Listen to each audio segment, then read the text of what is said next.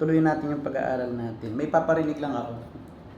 Kasi may related doon sa ating pag-aaral. Pag-apply ng salita ng Diyos. Ayun. May mga tao tulad na sabi sa Roma, kabanatang 1. Roma kasi pinag-aaralan natin, di ba? So, i-compare natin kung ano yung ginagawa nila ito, nang hindi nila alam. Si Bong sa akin. Si Bong sa akin. Tingnan ninyo yung kanyang pananaw kung tama ayon sa salita ng Diyos. Dito matetesting yung inyong discernment. Kung anong doktrina ba talaga ang taglay ng isang tao. Pinadala ito actually ni Tamil.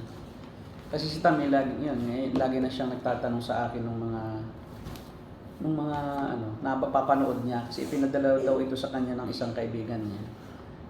Parang may ano siya, may doubts talaga siya doon sa naririnig niya. Kaya kinukonfirm niya sa akin kung yung doubt niya, yung interpretation niya tama.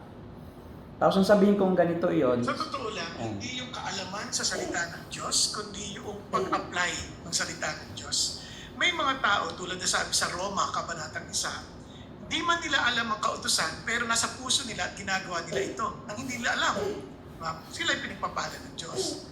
Ganon din sa akin, na minsan, kahit hindi nila alam, pero yung kanilang pamamalakad sa pamilya ay ayon sa salita ng Diyos. Kaya naman, maayos ang kanilang pamilya.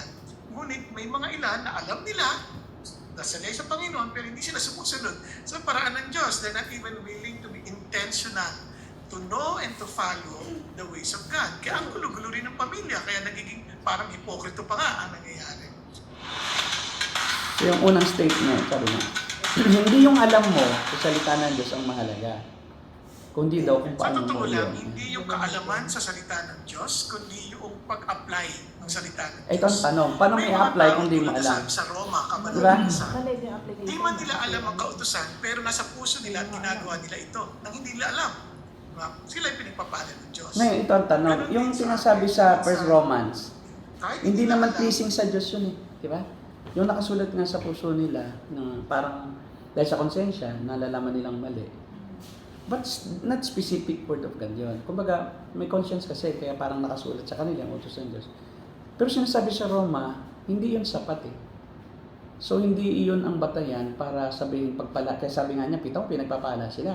So, parang may sort of prosperity pa na parang pag sumunod ka, pagpapalain ka, so, pag hindi ka sumunod, susumpain ka. So, still hindi nawawala sa kanya yung word salvation, na parang kaligtasan ay sa gawa. Hindi naman yun sa iyong kaalaman salita ng Diyos, kundi paano mo i-apply. So, contradictory. Paano mo i-apply yung isang bagay na hindi mo alam? Kaya parang sinabi mo, hindi naman yung kaalaman sa salita ng Diyos, kundi yung paano mo i-apply. Paano mo i-apply kung hindi mo alam? Tapos ginamit mo yung Romans 1 out of context kasi hindi naman iyon pleasing sa Diyos. Ang sinasabi sa Romans 1, di ba? Nalalaman nila salita ng Diyos pero hindi nila inonor ang Diyos because nagkanya-kanya sila ng haka-haka at sinamba ang mga Diyos-Diyosan. At kaya nga hindi naging kadugod-dugod din ang mga hintil sa Diyos. Para ditong sinasabi niya ang context. Yung mga hintil na parang nakasulat sa kanila ang kautusan ng Diyos pero sinusunod nila pero hindi nila alam. So, nagko-contradict lagi. Sinusunod nila, pero hindi nila alam na sinusunod nila. So, how can you say that you can obey when you don't know what to obey? So, di ba makikita mo yung palso na reasoning dahil nga hindi niya alam kung ano ba talaga ang doktrinang Kristiyano. Na hindi ito sa gawa nga. Hindi nga ito dahil ikaw ay nakakapag-apply In the first place, kahit nga alam mo at in-apply mo, hindi pa rin yung pag-a-apply mo ang dahilan kaya ka naligtas. Di ba? Kundi ang Diyos na nagliligtas, hindi yung iyong gawa. Kaya may flavor pa rin siya ng work salvation, tapos blessing of obedience and curse for disobedience. Mali doktrina. So, paano ka masave kung ganoon ang doktrina mo? Na sa gawa ka pa rin. At, so, ulitin lang natin. Gusto kong mag-isip kayo. Sa totoo lang, hindi yung kaalaman sa salita ng Diyos, kundi Wala, hindi yung pag-apply ng salita ng Diyos. May mga tao, tulad na sabi sa Roma, kabanatang 1, di man nila alam ang kautusan, pero nasa puso nila at ginagawa nila ito, nang hindi nila alam. Sila ay pinagpapala ng Diyos. Ganon din sa akin. Minsan, kahit hindi nila alam, ang Kristiyano pa ngayon, ang api, sa pamilya, hipokrito pa tayo ngayon. Kaya naman, maayos ang kanilang pamilya. Ngunit may mga ilan na alam nila, nasanay sa Panginoon pero hindi sila sumusunod sa paraan ng Diyos. They're not even willing intentional to know and to follow the ways of God. Kaya ang gulo-gulo rin ng pamilya, kaya nagiging parang hipokrito pa nga ang nangyayari. Tayo pa ngayon, mas lamang ang hintil sa atin kasi kahit di nila alam, nasusunod nila. Tayong may kaalaman, hindi natin sinusunod. Hindi mas malamang ang hintil. Kasi mas nakakapag-apply sila nang hindi nila alam. May mga tao tulad Parang na rin niya sila na okay lang na huwag lang magbasa ng Bible. Yun ang result noon. Okay lang na hindi na mag-aaral. Total, tayo naman ay may nakasulat sa atin. So, Konsensya. Okay rin yung ano ng Katoliko. oo. Doon papasok yan eh. I-apply na lang natin. Oo, i-apply na lang. Pero ito yon sa chapter 4, ito yung halimbawa Kaalaman. ng ang gawa ay hindi makapagligtas, ang gawa ay hindi susi para kaituring na matuwid ng Diyos, para matuwa siya sa'yo, papapalain ka kasi matuwid ka. Kung hindi, sa pananampalataya lang, hindi sa gawa. Ngayon, may halimbawa dito si Pablo ng isang tao na na-justify ng walang kautusan. Hindi pa naggagawa ang kautusan. Wala pang 10 utos, pero justified na siya. Yun yung kanyang argument. So may halimbawa siya dito at ito ay si Abraham. Basahin natin. Kung may Tagalog, English yung aking ano eh. Sa Tagalog natin. Chapter 4, verse 1. Chapter 4, verse 1 Hanggang 8 muna. Yan. hanggang 8 po. Tungkol naman kay Abraham na ating ninuno, ano ang masasabi natin? Ano ang kanyang karanasan tungkol sa bagay na ito? Kung siya'y pinawalang sala dahil sa mga gawa, may ipagmamalaki siya. Ngunit wala siyang may pagmamalaki sa paningin ng Diyos, sapagkat sinasabi ng kasulatan, nananalig sa Diyos si Abraham. Dahil dito, siya ay pinawalang sala ng Diyos. Ang ibinibigay sa taong gumagawa ay hindi ibinibilang na kaloob kundi upa.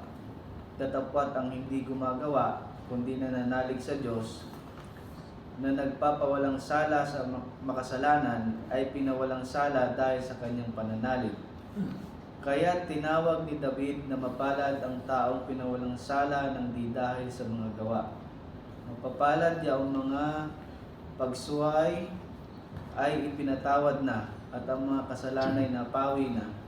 Mapalad ang tao na ang mga kasalanan ay nilimot na ng Panginoon. Ayan, kita mo.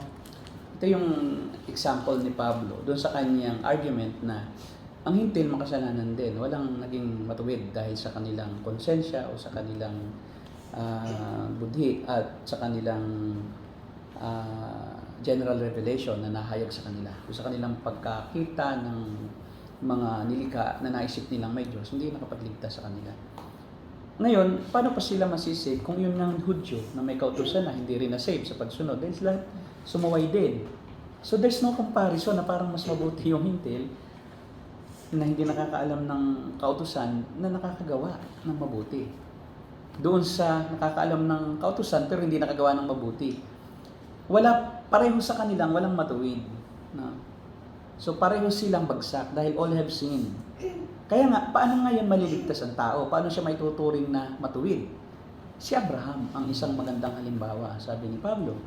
Tingnan niyo si Abraham, yan ang ating ninuno. Nanggaling kasi si Abraham, ang pinanggalingan ng buong Israel. Kung matatandaan ninyo, wala pang bansang Israel. Si Abraham ay taga-Ur Caldea sa Mesopotamia. At si Abraham ay isang idolater. Actually, si Abraham ang kanyang ama ay nagbebenta ng mga Diyos-Diyosan. Tapos, isang araw ay kinausap siya ng Diyos in an audible voice. Sabi sa kanya, Abraham, Abraham. Ngayon, nakipag-usap siya sa Diyos. So, during that time, nakikipag-usap pa ang Diyos. Ngayon, hindi na. No? Kasi ngayon, nakipag-usap ang Diyos sa pamamagitan ng kanyang anak ng New Testament. Ngayon, banal na Espiritu na. At hindi nagsasalita ang Espiritu ng audibly, kundi sa pamamagitan ng God. Ngayon, sabi sa kanya, tatanatawag kita para iwanan mo ang iyong pamilya at pumunta ka sa lupain na aking ituturo sa iyo. So hindi nagtanong si Abraham kung sino yon. Basta siya nanalig eh.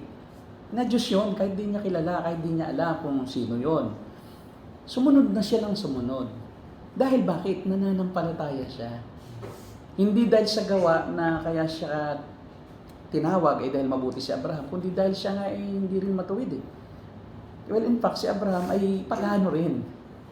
Pero dahil sa kanyang pananampalataya, so tumawag sa kanya, sumunod siya ng walang pag-aalinlangan. At sinabi sa kanya, pumunta ka sa ganitong lugar. Pagkatapos nakarating siya sa Kanaan. Pagkatapos nagkaroon ng taggutom, pumunta siya ng Ehipto, hanggang sa kanyang asawa ay magustuhan noong isang prinsipe. At buti na lang, at ibinigay niya, kasi kapatid talaga niya si Sarah. Sabi niya, sino ba yan? Kapatid ko yan, kasi nanganganib ang buhay. Kasi dayo lang siya doon. So papatayin siya. Pag nalaman, ay sinama niya si Lot na pinsan niya. No, si Lot. Kaya noong sila ay pareho ng marami ang kawan, nag-aaway yung kanilang mga tauhan kasi sila naghiwalay. Si Lot ay pumunta sa may bandang Sodoma at Gomora. Siya naman na nag-stay sa Kanaan, na siyang magiging Israel. Ang Kanaan during the time ni Abraham ay pinananahanan ng mga Kananeo, yung mga native doon. Pero pinangako ng Diyos sa kanya na itong lupain ito magiging sa iyong angkan at magiging isang bansa ka. Yun ay sa Genesis chapter 17. Ngayon sabi dito ni Pablo, ano masasabi natin? Si Abraham nga na ating ama sa pananampalataya, sa katotohanan ay pinawalang sala hindi sa kautusan. Unang-una, kung kautusan ang magpapawalang sala o yung kabutihan mo, may batayan man sa kautusan o wala, mabuting tao ka. Kung yun ang magliligtas sa'yo at magpapawalang sala sa'yo, si Abraham naligtas siya nang wala pang kautusan eh. Diba? Wala pang 10 utos. Kasi napakatagal pang panahon bago ibigay ang 10 utos ng Diyos kay Moises. Kasi si Abraham, nanganak muna siya si Isaac at si Jacob.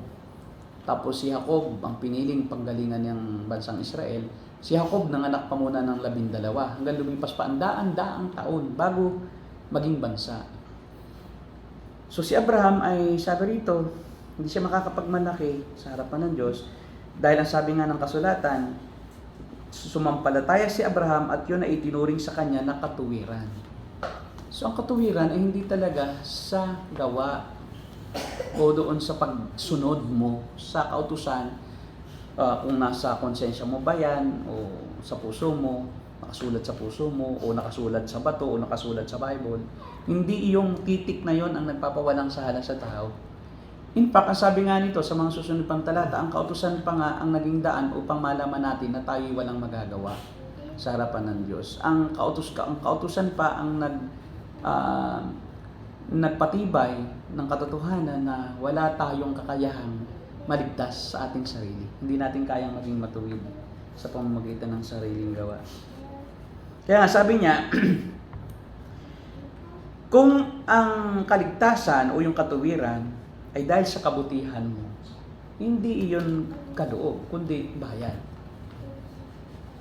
Di ba, kung ikaw ay naliligtas o ikaw ay napapawalang sala dahil mabuti ka, binabayaran mo ang Diyos. Lalabas ngayon na ang Diyos ay may utang pa sa tao dahil siya ay mabuti, kailangan iligtas ko siya. Susunod ang tao doon sa kabutihan susunod ang Diyos sa kabutihan ng tao. Ang tanong nga, all have sinned. Sino ngayon ang taong pwedeng maging karapat-dapat sa paningin ng Diyos? So kaya, pinatitibay nito na walang kakayahan ang tao na maging matuwid. Maski tayo na tayo ligtas na, hindi tayo naligtas dahil tayo mabuti o kaya tayo ay gumagawa ng mabuti ngayon. Kundi naligtas tayo dahil regalo ito. Kaya nga, however, to the one who does not work but trusts God, who justifies the ungodly, their faith is credited as righteousness. So yung ating katuwiran ay galing sa Diyos, ito ay kaloob ng Diyos, hindi sa iyong mabubuting performances, kundi dahil sa iyong pananalig sa Diyos. At yung pananalig mo, nagbubunga lang iyon ng mabuting gawa. Nagbubunga siya. Yun ang nangyari kay Abraham eh. Yung kanyang pananalig sa Diyos ang naging dahilan para siya gumawa ng ayon sa kalooban ng Diyos. Hindi the other way around. Na dahil sila'y mabuti, sumunod ang Diyos sa kanila na ililigtas sila ng Diyos, ituturing silang righteous dahil mabuti siya. Katulad nung sinasabi ng taong yon na matagal ko na siyang kinikriticize eh. Hindi talaga maintindihan ng CCF eh. Na bakit nandyan yan? Ang kanyang katuruan is work eh. Di ba? Isipin mo na sinabi nga na mas mabuti pa daw yung pagano na sa Romans 1 na kahit di nila alam ang katusan, sinusunod nila. Paano nila masusunod? Hindi nga nila alam eh. So it's, ano siya, contradictory. So ang sa kanya kasi is yung, ang tawag dyan, moralism. Yun. Moralistic theology. Na mas maganda ang performance mo, mas pagpapalain ka ng Diyos. Mas pawawalang sala ka ng Diyos. Parang Katoliko lang, di ba? Na nagbihis lang. Parang nag-anyo lang tupa, pero hindi siya talaga tupa. Eh ito nga yung tinututulan na other gospel yan eh. Ang other gospel ni Paul ay yung nagtuturo na hindi sa pananampalataya, hindi sa biyaya ang kaligtasan eh. Na ang gospel, kailangan mong mag-perform eh. Yun na nga yun eh, yung bawal ni Pablo sa Galatians 1:8 na ako o sino man ang magbago ng Ebanghelyo na ito sa pamamagitan lamang ng pananampalataya, ang katuwiran, ang pagpapawalang sala at di sa gawa, eh pakasumpain siya. So anong ginagawa natin sa ating Christian di ba, community? Dinadala mo ang iyong grupo sa isang work-based salvation, work-based blessing. Sabihin ko sa iyo, hindi naman tayo pinagpapala dahil tayo mabuti. Kahit ngayon, hindi karapat-dapat tayo sa lahat ng blessing ng Diyos eh. Hindi dahil holy ako, kaya ako binbless. Hindi dahil si bless, ang pangalan ay bless, kaya binibless. Hindi yan sa pangalan, hindi yan sa katangian, hindi. Kundi dahil sa Diyos, na nagpasya siyang, iyon ang ibigay sa'yo, kaya hindi ka karapat-dapat. It's all about biyaya, kaloob yan ng Diyos. Sabi nga ni David, alam na ni David eh, no?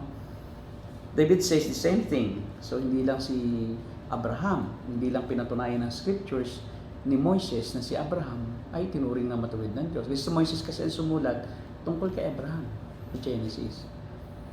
Tapos si David din, sinabi niya na alam ni David na ang katuwiran ay hiwalay sa gawa. Kasi siya mismo, hindi naman siya mabuti eh. Well, in fact, si David ay napakasamang tao. Hindi siya karapat-dapat. Kahit ang tawag sa kanya, a man after God's own heart, hindi pa rin eh. Hindi pa rin siya worthy. Dahil nga, marami pa rin siyang ginawang pagkakasala. Kaya sabi niya, blessed are those whose transgressions are forgiven, whose sins are covered. Blessed is the one whose sin the Lord will never count against them. So may tao na binigyan ng biyaya na hindi kinakount ng Diyos yung kanyang gawa. Dahil wala siyang magagawa. Wala siyang makakount eh. So para maligtas ang tao, kailangan hindi i-count ng Diyos yun. Kasi kung i-count ng Diyos yun, hindi siya masave. And that's the gospel. You cannot change it. That's the teaching of the whole scriptures. Kaya hindi pwedeng ang pagpapawalang sala ay hindi sa alam mo. Di ba? Hindi naman sa nalalaman mo eh. Di ba? Ano yung blind faith? Hindi mo alam ng Ebanghelyo ay kaloob. Hindi mo alam ng Ebanghelyo. Ang ibig sabihin, wala kang nakita ang Diyos na mabuti sa iyo. Pero sa kabila ng lahat, nagbigay siya ng kaloob. Pinili ka niya bago ka pa nilikha ng Diyos. Bago ka pa ginawa, bago pa nga ginawa ang mundong tatahanan mo, bago pa ginawa ang lahat ng mga bagay, ay hinirang ka na ng Diyos before the foundation of the world. Tapos ngayon, mas mabuting sa Diyos yung gumagawa. Eh hindi ka pa nga niya nakitang gumawa eh. Wala ka pang ginawa, iniligtas ka na eh. Paano may makikita sa iyo na katuwiran para ang Diyos umaksyon ayon sa iyong kabutihan? Kaya it's apart from work of the law eh. It's apart from work of the law. Hiwalay sa kautusan, hiwalay sa gawa ng mabubuting gawa ng tao, yung katuwiran. Ipinapahingi lang ito ng Diyos sa gusto niyang ipahingan o bigyan ng katuwiran ni Kristo na nasa atin. At yun nga dahil kung ba't si Kristo kailangang manaog sa langit. Dahil walang mabuti, wala kahit isa. Paano maligtas ang tao? Kung walang mabuti, walang kahit isa. Kailangan may mabuti na magsakripisyo on behalf of them. Kailangan mayroong umako ng parusa ng Diyos para pawiin yung kasalanan, yung galit ng Diyos sa kasalanan natin. Dahil kung walang aako, wala talaga. Kaya nga, kaloob yun. Bakit kaloob? Hindi naman natin hiniling sa Diyos na tayo iligtas, di ba? Hindi pa naman tayo noon, pero plano na ng Diyos na tayo iligtas. So, ang Diyos ay walang nakita sa atin. Kahit sumilip pa siya sa corridor of time, wala pa rin siyang makikita para kailigtas. Kahit pa kanyang na-foresee kung ano ang iyong gagawin, hanggang ngayon wala ka pang ang ginawa para masabing karapat-dapat ka para sa pagliligtas. At kailan ka magiging karapat-dapat? Hanggang mamatay tayo, it's all by His grace. Araw-araw talagang andoon yung iyong pagsuway, nandoon ang iyong pagiging judgmental, naroon ang iyong pagiging marites. kahit wala ka talagang kayang gawin para hindi ka maging marites. Ever. Dahil kahit ano nang antas ng spirituality mo, magmamarites ka pa rin. Ay kung sumilip ang Diyos hanggang sa huling bahagi ng buhay mo, may makita ba siyang karapat-dapat sa'yo? Wala pa rin. Kaya walang nakita sa'yo ang Diyos from the beginning to end of your life that can make you worthy, di ba? To be saved or to be justified. Wala. Ang nakikita ng Diyos ay yung kabutihan, katuwiran ni Kristo na sa mga sumampalataya sa Kanya. Kaya kita mo, maging noong Old Testament ng kaligtasan, hindi nababago. Kasi may mga grupo ng pananampalataya kay Darby, kay John Darby na dispensationalism, na mag-divide niya ang epoch into different, ang history into different epoch. Na una, age of conscience, age of innocence, Adam and Eve, ang kaligtasan yung pagiging inosente. Age of conscience, ang kaligtasan sa pamamagitan ng konsensya. Kasi wala pang kautusan eh. So nasisip ang tao pagka according to his conscience, parang kay sa akin. Yan ay Pentecostal theology kasi yan. Mix up. Pentecostal theology. Tapos kingdom, epoch of the kingdom. Yung monarchy ng Diyos, yung theocracy na during the time, kailangan sumunod sila sa kanilang leader, sa mga tinatawag nilang judges nung wala pang king. Yun yung theocracy. Tapos sumunod yung epoch of the kingdom, yung mga kings. Then, yun ang law. Yung mayroon pa tinatawag sila na age of the law, nung ibinigay ng kautusan. Bago pa yung mga judges. Kailangan may sumunod. Effort ng tao. Akala nila during the Old Testament, ang kaligtasan is work. Ayan. So, kaya dinivide nila yung Old Testament, it is the age of salvation by work, by obedience to the law. Ito namang New Testament is salvation by grace. Hindi, parehong grace. Wala pa ang law, naligtas si Abraham apart from the law. It is only through faith that he was justified. Kaya makikita mo na single message of the gospel is salvation is all by grace from beginning to end. Even before the law, salvation is by grace through faith. During the law, salvation is by grace through faith.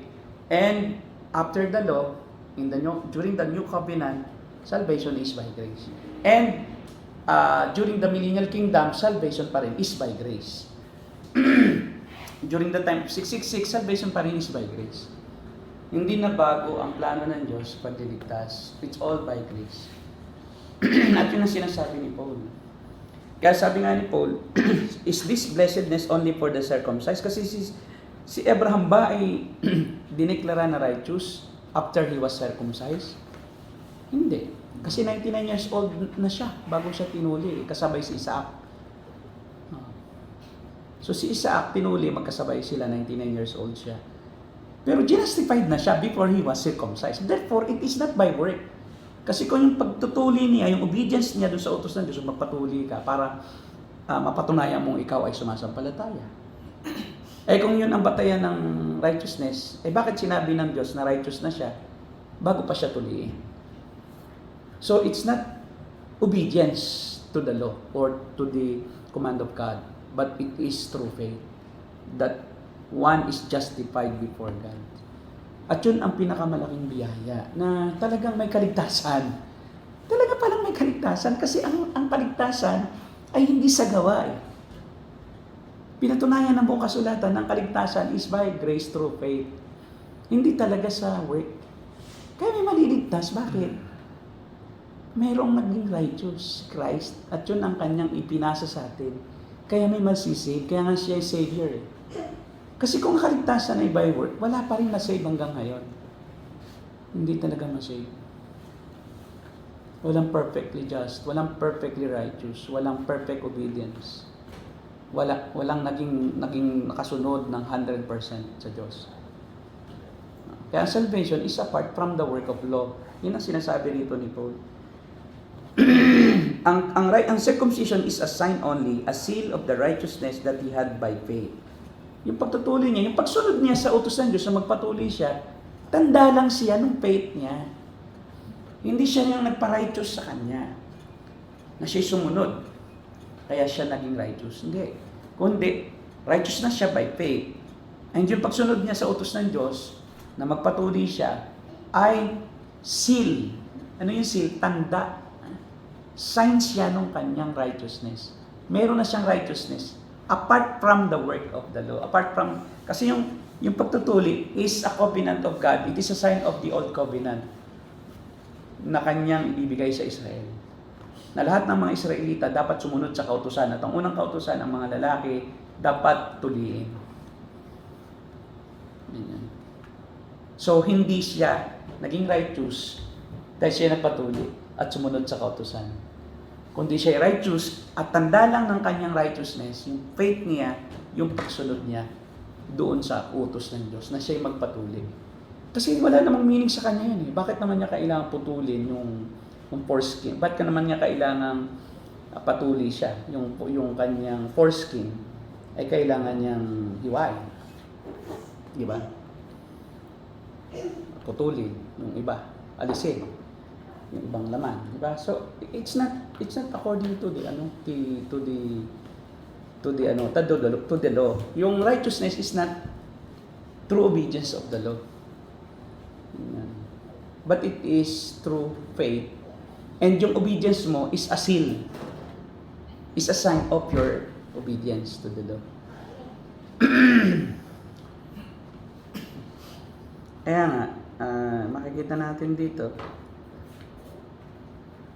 And he is then also the father of the circumcised, who not only are circumcised but who also follow in the footsteps of the faith that our father Abraham had before he was circumcised. Kaya nga ang tawag sa atin, tayo mga anak ni Abraham sa pananampalataya.